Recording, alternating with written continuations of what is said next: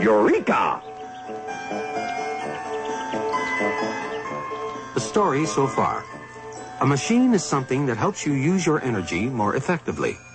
One of the simplest machines is the inclined plane, which allows you to trade increased distance for decreased effort or force. By doubling the distance you move a thing, you can half the force you need to exert. And now, the lever. If you're sitting on a teeter-totter, looking for someone to teeter-totter with, and then a big fat guy comes along, what do? Do you want to risk it?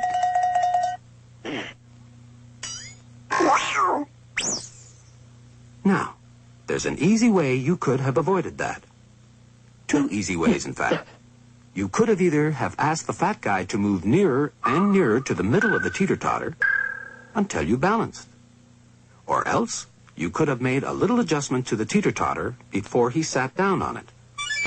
And then, you would also have balanced. Both methods really boil down to the same thing. You see that support the teeter-totter is resting on? Well, scientists have a fancy word for that. They call it a fulcrum, which is simply Latin for a support or pivot. Anyway, whether the fat guy moves himself closer to the fulcrum, or whether you move him closer to the fulcrum by moving the teeter-totter, the result is the same.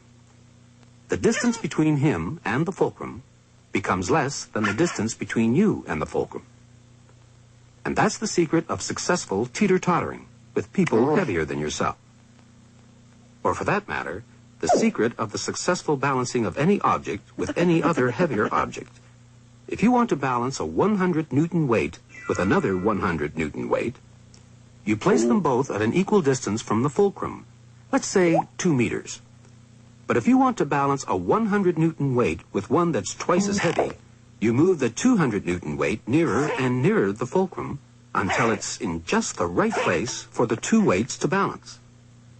Now you know how to lift a 200 Newton weight with a force of only 100 Newtons. It looks as if you're getting something for nothing, doesn't it? But you're not. Don't forget that the 200 Newton weight is nearer to the fulcrum than you are. How much nearer is it, in fact? 1 meter? So the distance between you and the fulcrum is exactly double the distance between the 200 Newton weight and the fulcrum. That means that you have to move your end of the teeter-totter exactly twice as far as the weight moves. You exert a force of 100 newtons through 1 meter in order to lift a weight of 200 newtons through half a meter. What you win on the force, you lose on the distance. Sound familiar? Of course. It's precisely the same principle as that of the inclined plane. When you double the distance, you can half the force.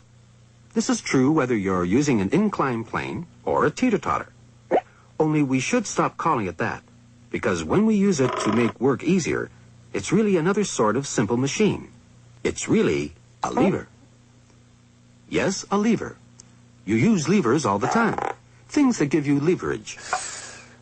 After the inclined plane, it's the commonest simple machine in the world. Even cavemen knew about levers. Not to mention old Archimedes in ancient Greece, who was actually the first person to state the principle of the lever. The longer the arm of the lever to which force is applied, the less that force need be.